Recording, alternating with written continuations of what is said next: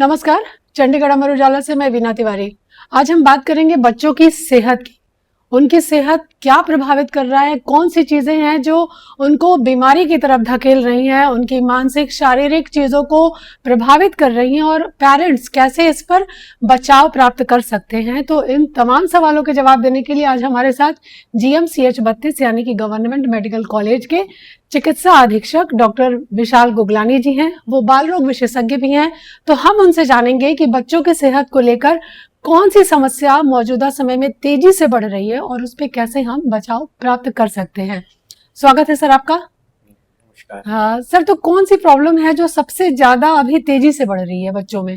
देखिए, जो अभी प्रेजेंट सिचुएशन है, जो आज की सिचुएशन है, उस अगर देखा जाए तो दो चीज़ों की वजह से हमारे जो बच्चों में असर आ रहा है, वो एक तो है सोशल इंटरेक्शन का और दूसरा खान पान का। जो हमारा खास करके इवन जो अर्बन एरियाज़ हैं या सेमी अर्बन एरियाज़ हैं, वो तो खास करके इस पे बहुत ज़्यादा इफेक्टेड हैं बच्चों में।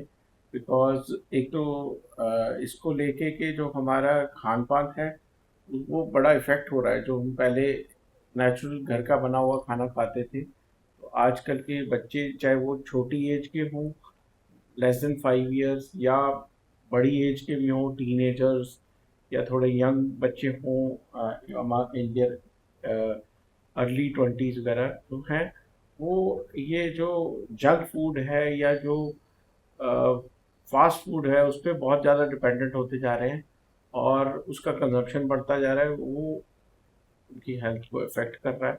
दूसरा जो सोशल इंटरेक्शन की मैं बात कर रहा हूँ, सोशल मीडिया का इफेक्ट उस पर बहुत आ रहा है, खासकर टीनेजर्स के ऊपर, स्क्रीन टाइम को लेके, और उनकी वजह से उसमें बिहेवियर चेंजेस काफ़ी आ रहे हैं।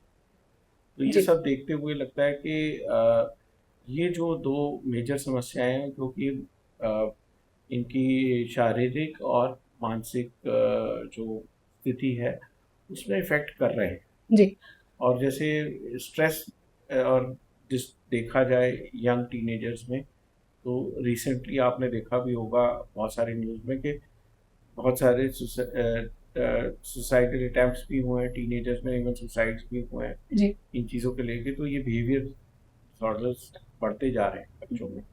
तो ये आजकल की खास समस्या है जिनको देखो। जी। हाँ, तो सर, ये जो दो चीजें आपने बताई, एक तो जो खान पान, जो फास्ट फूड और जंक फूड की बात की, और दूसरा जो आपने बोला स्क्रीन टाइम या सोशल नेटवर्किंग, जिसकी वजह से मानसिक उनका जो संतुलन है वो भी थोड़ा इधर उधर डगमगा रहा है। तो सर ये दोनों चीजें तो पैरेलल चल रही हैं। बच्चे कहने के बाद भी नहीं मानते हैं। वो अगर घर में ना भी दीजिए आप फास्ट फूड या जंक फूड, तो वो बाहर जाके खा लेते हैं या स्कूल में कॉलेज में खा लेते हैं। सर ऐसी स्थिति में मतलब इन दोनों चीजों को संतुलित करने के लिए अभिभावक किस भूमिका में मतलब काम करे और कैसे करे? तो इसमें पेरेंट्स का और जहाँ पे वो बच्चे जैसे पढ़ रहे हैं टीचर्स का, और इवन प्रशासनिक भी वो लग बनता है कि मतलब हेल्थ डिपार्टमेंट का भी दायित्व बनता है कि वो इस चीज़ों को कंट्रोल करने के लिए ऐसे मतलब मुहिम चलाएं या कुछ वो करें ऐसे करके। जी हिंदी मेरी कुछ थोड़ी जी सी जी ज़्यादा अच्छी नहीं जी है, जी तो वो ऐसा चलाएं कि मतलब मिशन मोड पे कि इन चीज़ों का कंट्रोल बनाए। अगर हमें नेक्स्ट जनरेशन को अच्छा बनाना है, जो जिसकी हम जेन जी की आज बात कर रहे हैं, जेन अल्फा की बात कर रहे हैं, अभी जो बच्चे पैदा होंगे वो जेन बीटा हैं 2025 के बाद, जी उनको भी लेवल कर दिया गया। वो तो फिर उनका जो लेवल ऑफ थिंकिंग वो अलग तरह का होगा, और इन चीज़ों को अगर हमने कंट्रोल नहीं किया तो वो आगे वाली जनरेशन के ऊपर और प्रभाव पड़ सकते हैं जी। यंग बच्चों में, और ये अडल्टहुड तक जाते हैं इसके प्रभाव। सर हम मेडिकल कॉलेज में बैठे हैं, जो चंडीगढ़ का एकमात्र मेडिकल कॉलेज है। खैर PGI यहाँ पे है, चिकित्सा संस्थान। सर यहाँ भी सैकड़ों की संख्या में यूथ इन्वॉल्व है पढ़ाई करने के लिए। अगर बात करें तो कॉलेज प्रशासन या अस्पताल प्रशासन उनको अवेयर करने के लिए अपने स्तर पे कुछ कर रहा है क्या? हम ऑलरेडी हमारा जो साइकेट्रिक डिपार्टमेंट है उनके लिए स्पेशल सेशंस करता है। उनके लिए जो है हमारे पीछे कुछ मंथ ऐसे चलते हैं जिसमें वीकली सेशंस होते हैं उनके, और इंटरेक्शन भी शुरू कर दी ज़्यादा से ज़्यादा टीचर्स की विद द स्टूडेंट्स। उसके ऊपर भी हम कर रहे हैं। उनको मेंटोर जो है वो मेंटरशिप प्रोग्राम है उसको स्ट्रेंथन कर रहे हैं ताकि वो ज़्यादा से ज़्यादा बच्चे इन्वॉल्व रहें जी और जो है ज़्यादा इंटरेक्ट करें, उनकी अपनी समस्याएं बता पाएँ और वॉक इन करके उनके लिए क्लिनिक है for the they can easily walk in for the एक क्लिनिक विच इज़ मानसिक रोग जिसको साइकेट्री बोलते हैं, they can easily go to that place and they can tell their disease problems sir वो करते हैं हम। जी जी सर इलाज के साथ मेडिटेशन या योग इन चीज़ों को आप कितना इम्पोर्टेंट बहुत मानते हैं इन पॉजिटिव चीज़ों में? तो सर बच्चों में या किशोरों में इन चीज़ों को कैसे शुरू किया जाए? ये तो मेरे को लगता है कि अर्ली एज में ही स्कूल लेवल पे ही जैसे योगा है, मेडिटेशन है, इन चीज़ों की जो है धीरे धीरे आपको और ये एग्रेसिव चीज़ों के लिए जैसे स्क्रीन टाइम हो गया या जितना सोशल मीडिया पे हम एग्रेसिव चीज़ें हैं इससे थोड़ा सा कम करते हुए इस पे जाएं तो इनके पॉजिटिव इफेक्ट ज़्यादा पड़ेंगे यंग एज में, खास करके टीनेजर्स में।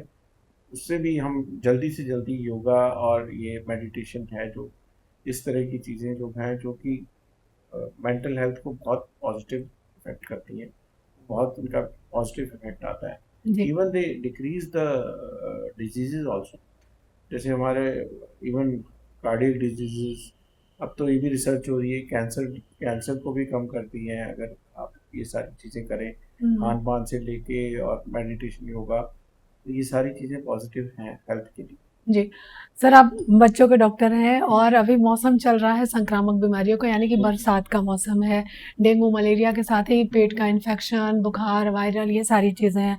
तो बच्चों की सेहत को लेकर सर क्या मैसेज देना चाहेंगे आप अभिभावकों को? जो भी मतलब इन डिजीज़ेज़ के लिए जो अडल्ट्स के लिए हैं वही सिमिलर बच्चों के लिए है। ये अपने सफाई का ध्यान रखें, हैंड हाइजीन का ध्यान रखें और घर में जैसे डेंगू के लिए घर में जो है पानी आसपास ना इकट्ठा हो पॉट्स में या छोटी छोटी चीज़ों में, तो वो तो सबके लिए कॉमन ही है उसके लिए। और बच्चों का जो है हेल्थ का ध्यान रखने के लिए अगर कोई ज़्यादा होती है तो डॉक्टरी इलाज के लिए ज़्यादा से ज़्यादा हेल्थ फैसिलिटीज़ के लिए जाएं जी और हेल्थ के लिए ऑलवेज हमारी 24 घंटे सुविधाएं बहुत सारी हैं चंडीगढ़ के आसपास।